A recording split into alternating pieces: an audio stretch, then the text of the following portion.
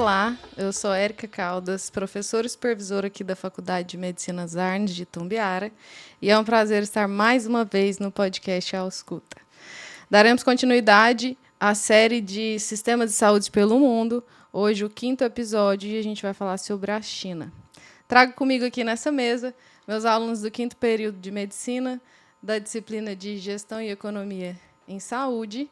Eu estou com o Carlos Eduardo e com a Ana Laura Miranda. Sejam muito bem-vindos. Obrigada. Olá, professora Érica, sou o Carlos Eduardo, como você disse.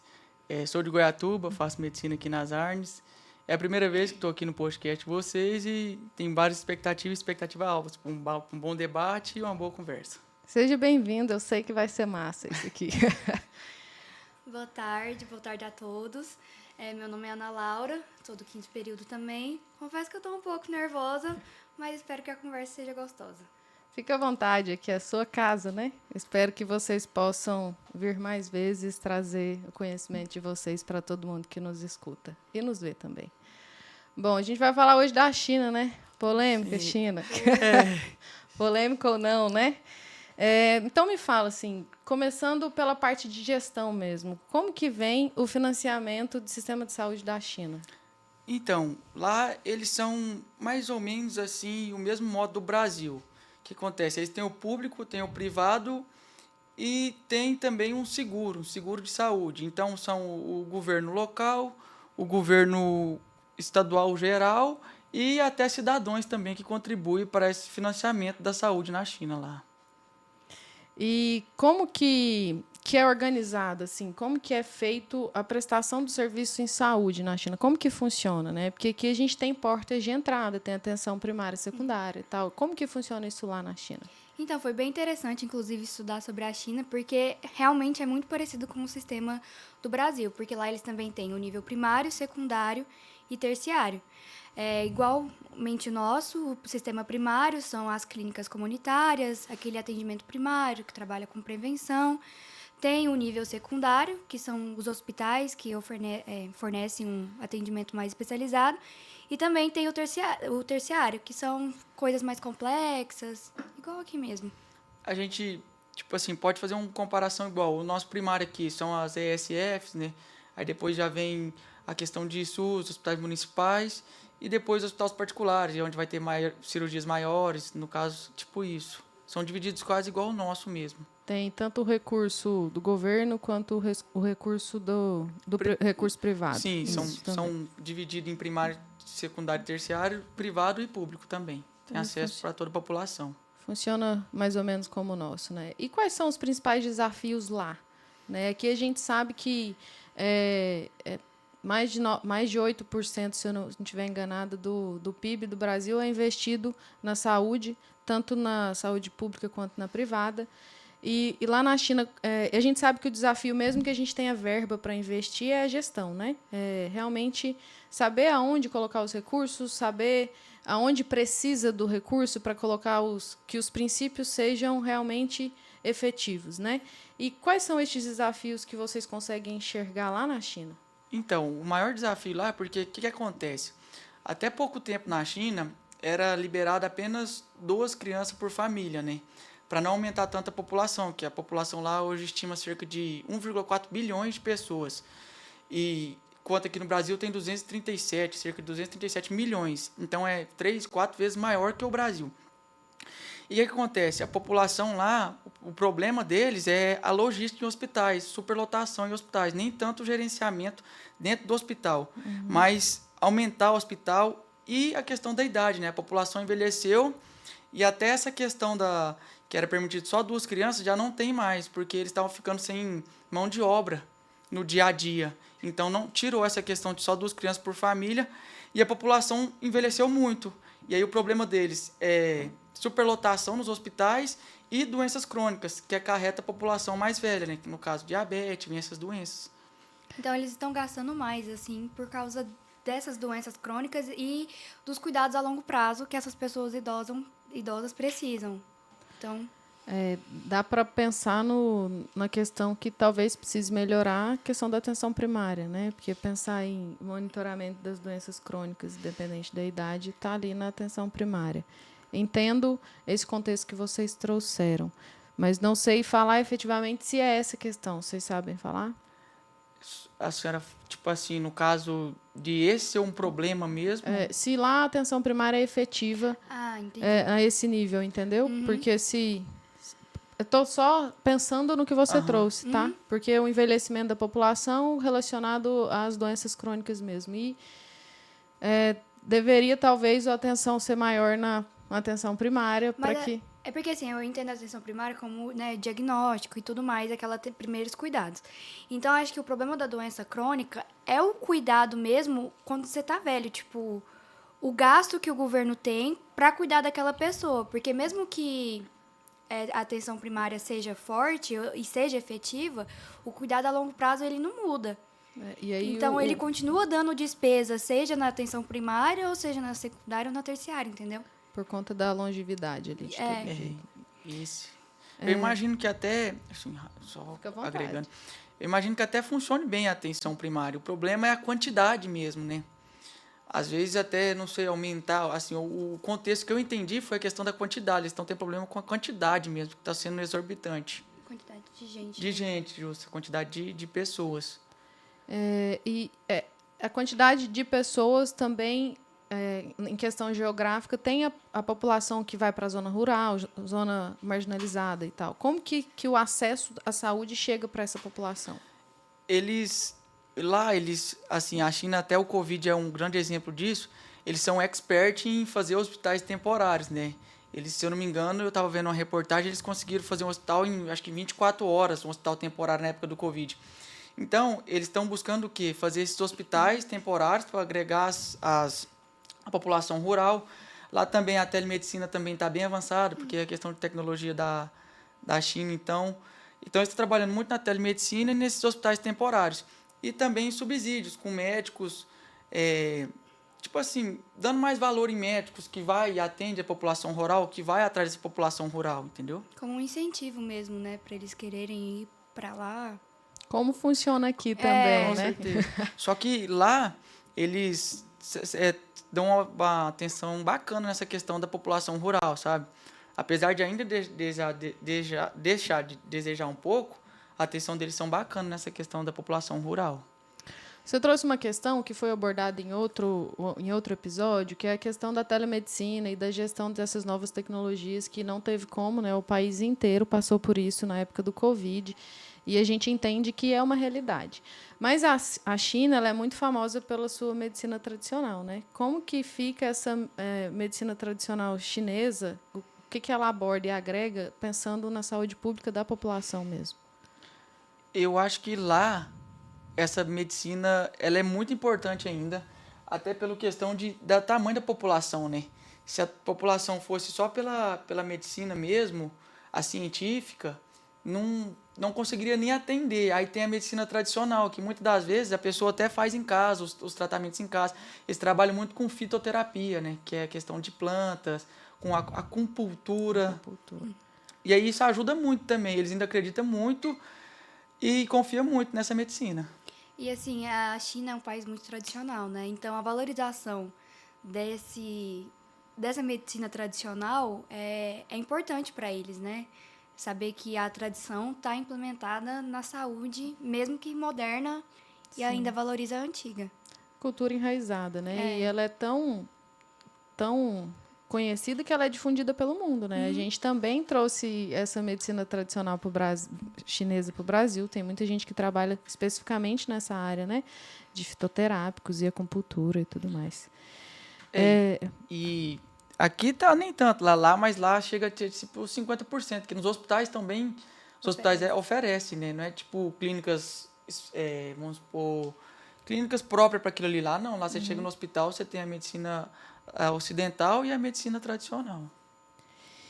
E você trouxe a importância e por que ela ainda é enraizada pelo contexto cultural mesmo.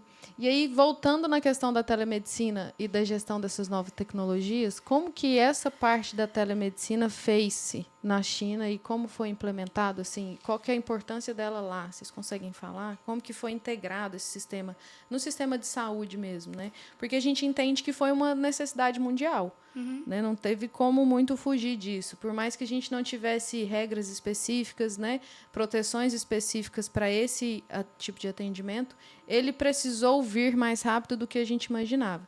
E como que foi essa integração na China? Eu acho que é assim, igual a gente comentou sobre os desafios, né? O acesso das pessoas que moram nas zonas rurais, e isso fez-se importante a telemedicina, porque às vezes não conseguia ir, às vezes o hospital não era só montar o hospital, e às vezes retorno, essas coisas que dão para fazer de forma online, eles implementaram isso para facilitar mesmo, para garantir que todo mundo tivesse esse acesso. Então, acho que foi isso. E a telemedicina, tipo assim, cresceu muito na China em decorrente do Covid, né? Que ele veio de lá e eles ficaram muito rigorosos no Covid lá, muito mesmo. Então, aí a telemedicina era uma opção que estava tendo na época do Covid. Eles utilizaram muito e de lá para cá eles só vem crescendo. Eles estão estudando até aplicativos para poder melhorar ainda mais a telemedicina. Não só que você vendo o médico aqui no computador, vai ter aplicativos para melhorar essa questão da consulta. Você trouxe aqui na mesa a questão da pandemia, né, do Covid. Como que a China hoje está lidando com essas questões endêmicas e pandêmicas mesmo? Como que eles conseguem se posicionar hoje após o que aconteceu mundialmente? A China, assim, ela é bem rigorosa, né, que a gente estava estudando. Então, assim, a qualquer surto, qualquer caso, eles já começam a quarentena, já isolamento, monitoramento de caso. Eles são bem rigorosos nesse quesito. E apesar de ter passado já o surto, né, eles ainda mantêm algumas coisas. Eles tinham privado muitas coisas na época do surto de Covid, mas agora eles liberou, mas com algumas. Ainda tem as prevenções de álcool, essas coisas ainda mantém na China, na escola, com criança. E talvez, para a gente voltar para a parte de gestão, pensando em gestão, vocês trouxeram que lá tem essa variável, né, de investimento na gestão, tem a parte pública, privada e a parte de seguros, né, seguro em saúde. Eu acho que nenhum dos nossos episódios aqui falou-se em seguro em saúde. Como se dá a característica desse tipo de seguro, que trazendo para a China mesmo? Assim, para ser uma explicação mais abrangente, ele é como se fosse um seguro de carro, para se bem entender. Você faz o seguro, e aí quando você precisa, é como se fosse o convênio aqui para a gente no Brasil, esse seguro. Aí ele tem tanto no hospital público, no privado e nas clínicas. E aí ele cobre, às vezes, 80%, 50% do serviço que vai ser prestado. Como se fosse um convênio médico. O que eles chamam de copagamento entre o paciente que precisa e o governo em si. E o governo também incentiva as empresas a oferecerem esses seguros para os seus funcionários. Aí o seguro ele abrange tanto a parte de médico, hospitalização, medicamento, tudo que envolve o atendimento e a necessidade desse paciente no momento. Sim. Tudo. E ele tem também uma questão que, às vezes, ele reembolsa o paciente. O paciente vai lá, paga, aí aciona o seguro-saúde, ele vai e reembolsa o valor que o paciente que foi gasto. Porque, na verdade, no Brasil, a gente tem esse sistema também, né? A gente tem o plano de saúde e a gente tem o seguro-saúde, né? O plano e o seguro, eles têm logísticas diferentes mesmo. O plano você vai pagando mensalmente, você paga uma coparticipação. O seguro, geralmente, você tem a garantia do reembolso. Né? Então, depende muito do que está em contrato. E aí, acho que foi o primeiro episódio que trouxe esse modelo de financiamento em saúde, né, que seria pelo seguro. E eles estão, assim, também colocando esse seguro bem paralelo com a questão do atendimento rural. Eles estão aumentando até um pouco o valor dessa questão do seguro para poder dar uma moral a mais para a população rural lá.